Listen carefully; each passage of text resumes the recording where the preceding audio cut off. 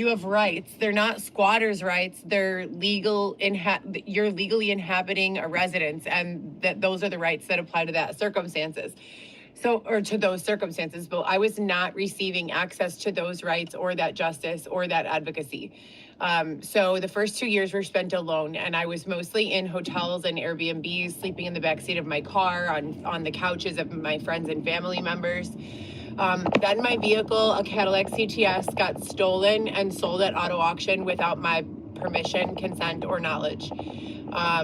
After a man told me that my car was safe in his lot, it was like a storage lot, because I needed to pay $2,000 to replace the engine in my car after people who were stalking me intentionally messed up my car. And every time that they would break something, the mechanic would replace it, and then the next day it would be another thing. They actually keyed the car and left like a 6-point star and a 5-line hashtag and wrote the letter 11, which is also my life path number. So it got really spiritual and weird at the same time. And that happened while I was parked in a gated community. So when the car got stolen and sold at auto auction without my permission, mind you, the Kelley Blue Book value for my car was $15,000 with a brand new engine. It was paid off, Cadillac CTS, but I had a lot of miles on the car. But with a brand new engine, it had no miles at all, basically. So it would have been between $13,000 and $15,000 on Kelley Blue Book value for that car. Leather interior, heated seats, everything else was absolutely mint except for one minor defect at the headlight. So that would have costed about $60 to repair, maybe less. I found a place that does fiberglass pieces rather than actual like steel Cadillac pieces. So they mold from Cadillac pieces and make their own. And literally the labor was all I was going to basically pay for. The piece itself was like $15. But anyways, the point is, then I meet Xavier, and Xavier tells me, now during that first 2-year period, I was literally being extorted. I was being raped I had been raped 3 times, once by force and twice by, I guess you could call it opportunity. I was not well enough to be homeless and in the street by myself. I was terrified. I was not eating. I was not having access to resources.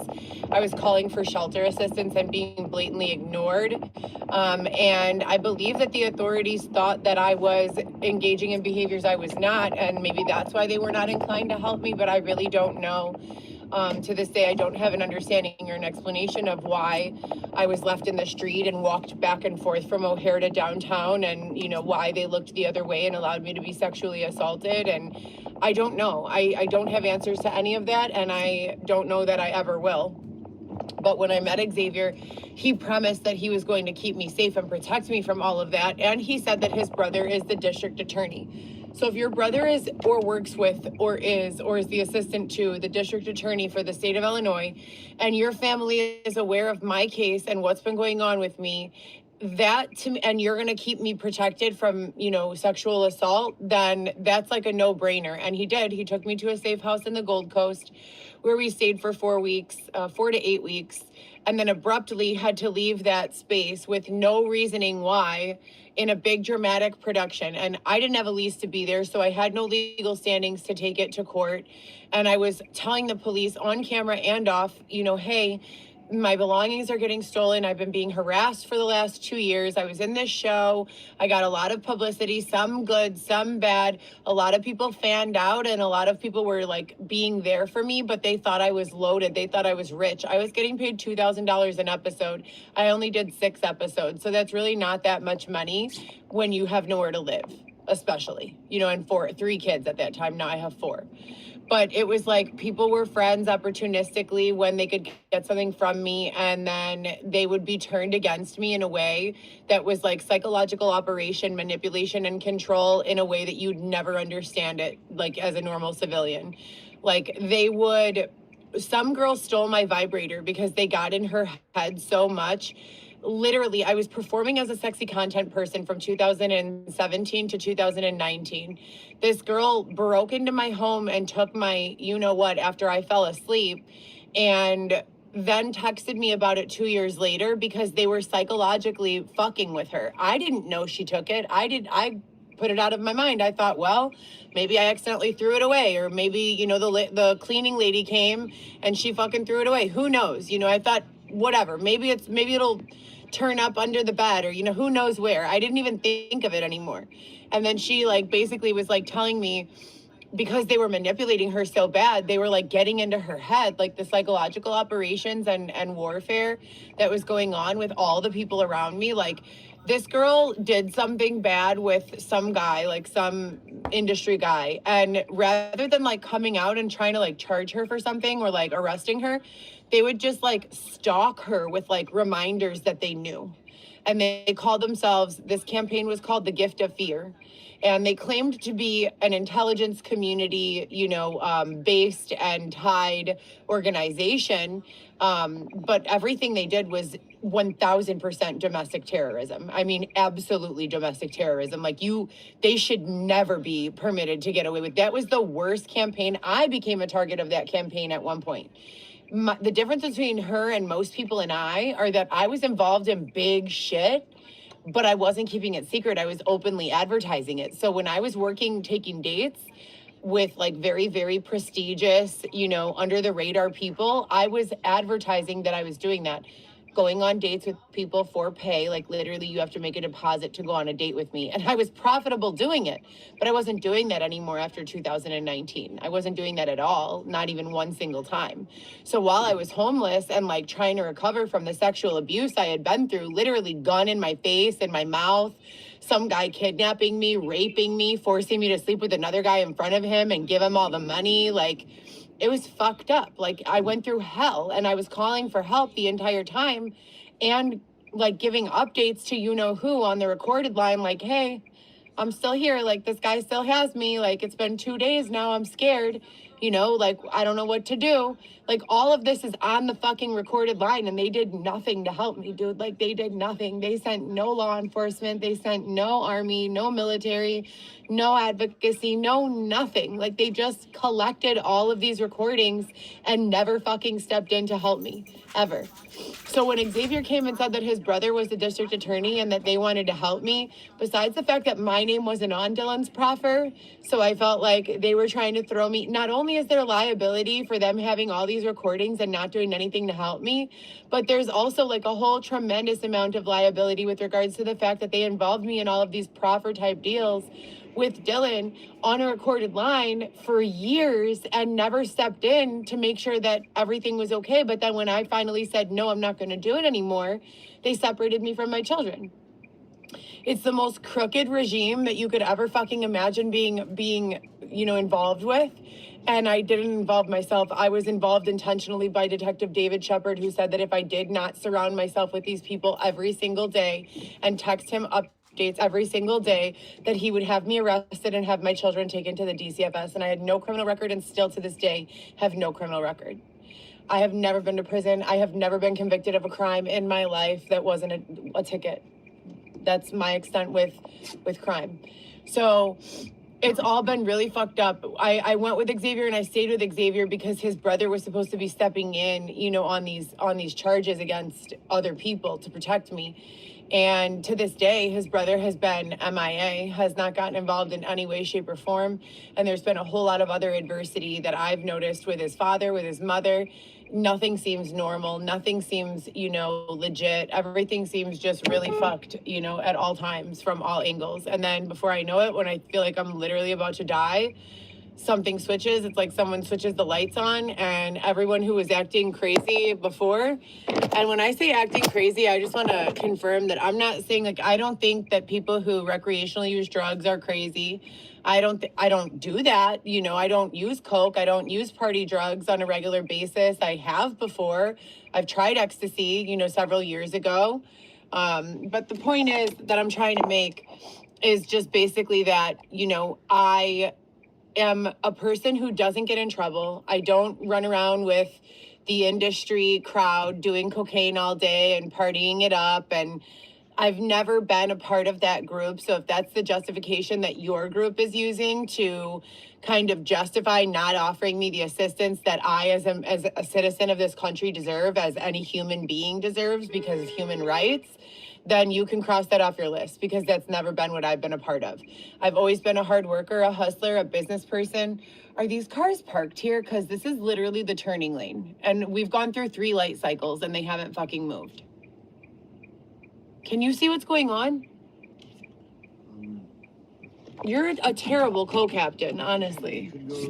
So anyways, the point is, I didn't fucking, deserve to go through what I went through one time. I most certainly don't deserve to go through it now. And they're withholding my money. Yesterday, they only paid me $47 fucking dollars again. $47 again. I make $159.72 minimum required every single day. And they fucking paid me $47 again yesterday. That's all they paid me for the entire day. And it's Christmas month, and I have nothing. So Xavier's father has, literally I have 2 suitcases full of clothes, and then a inflatable mattress, a sofa, and a pack and play that I got for Weston so that I could bring him home from the DCFS. So I met Xavier under those circumstances, that his brother was the DA, that they were helping with all of the sexual assault and all of the other shit, the fucking corruption from the previous regime, from everything that went on with Dylan. And everything started getting better. And then just like that, they pulled the rug out from under us and it started getting bad again. And we're, now finding ourselves with nowhere to go, no money. They're not helping us with employment. This was 2022. And it's getting cold outside, and I never wanted a relationship with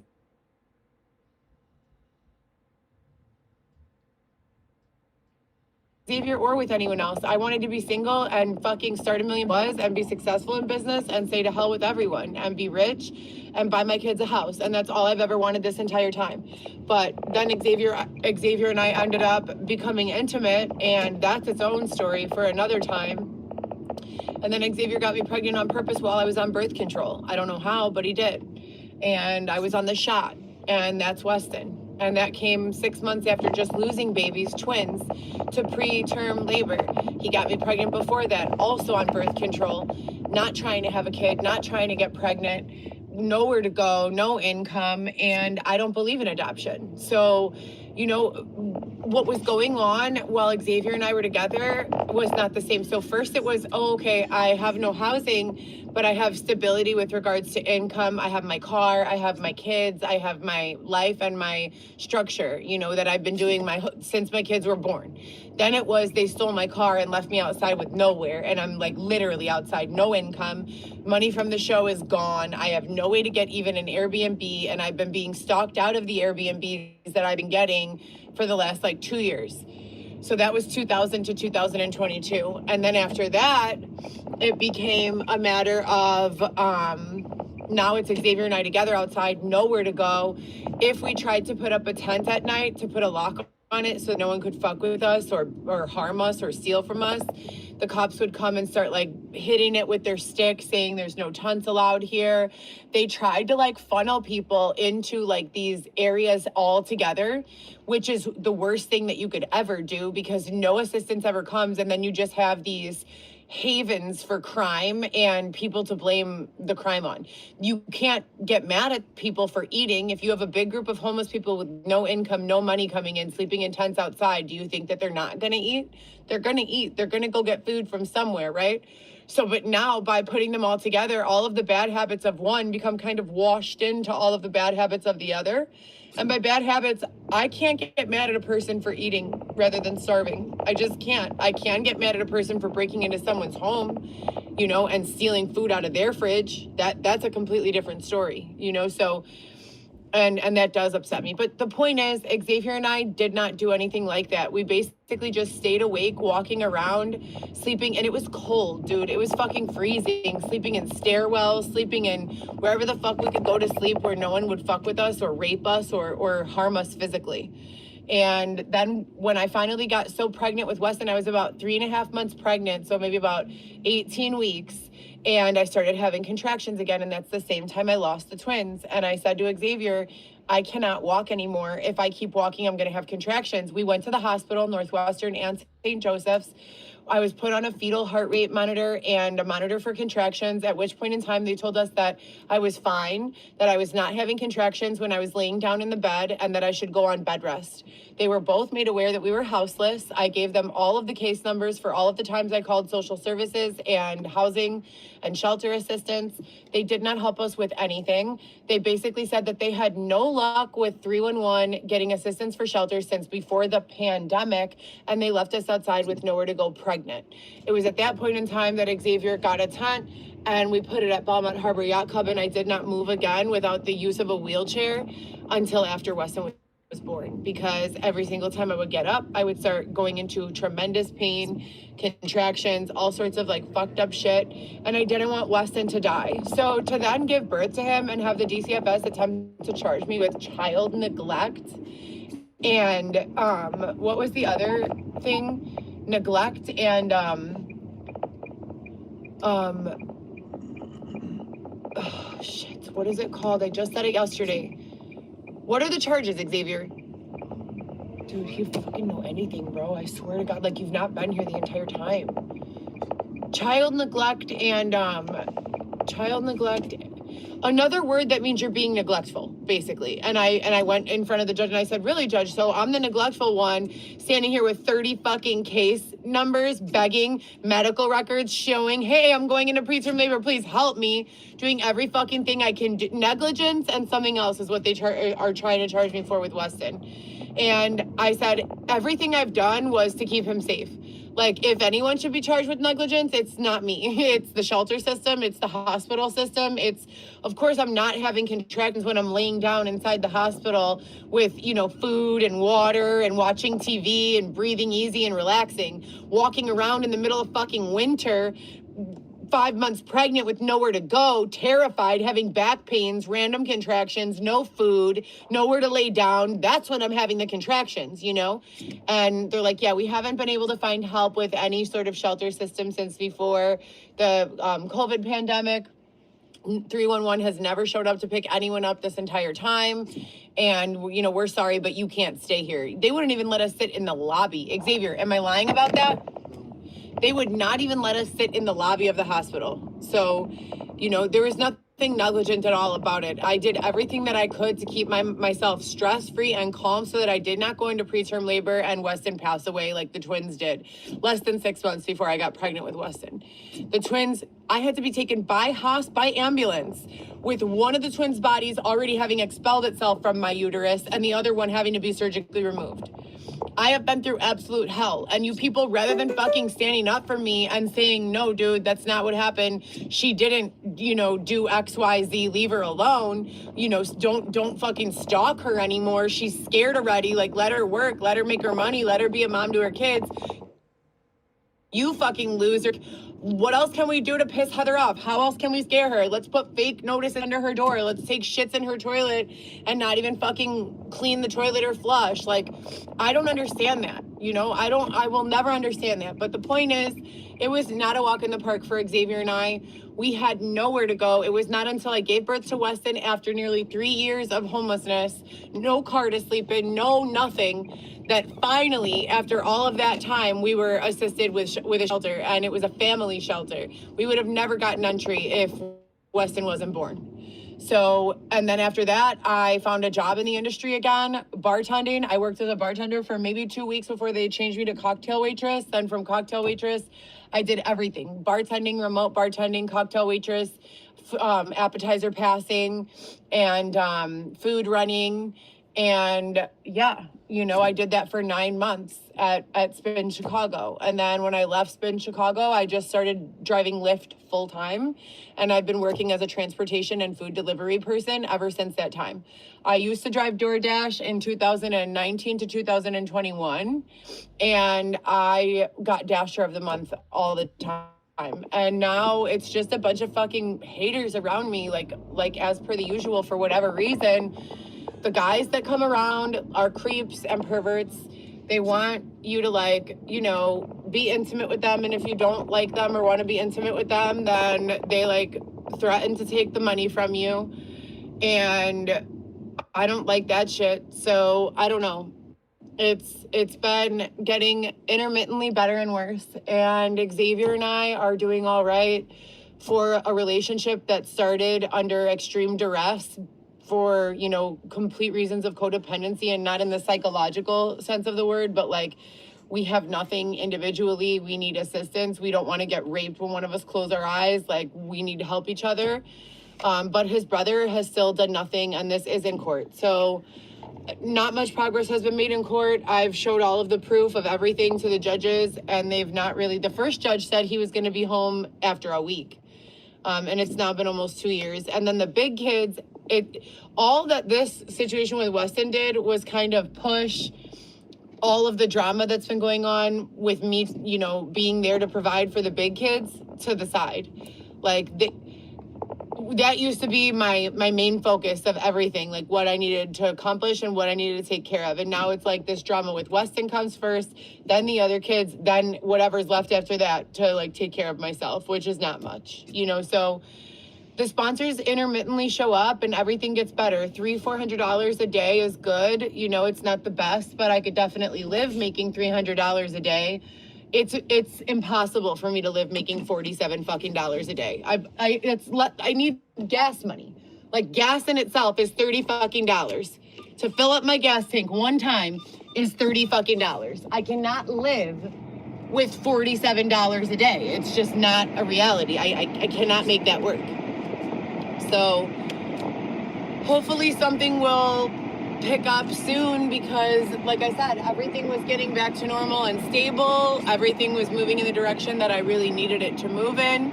My apartment has been ready to bring Weston home since I got it a year ago. I have been receiving fake notices from various companies that aren't even real companies that I'll call, and they'll like have some random person answer the phone saying that Xavier's yelling in my apartment unit, and Xavier's in my apartment unit when I'm not home. Xavier is not in my apartment. He does not have a key, nor does he have permission, nor is he on the lease. So if he is doing that, then he's doing that behind my back, but he's always here with me in the car, right here. So I don't know what's going on with that, but the drama has definitely started to unravel again, and I need money, not drama. So miss me with the bullshit. Thanks.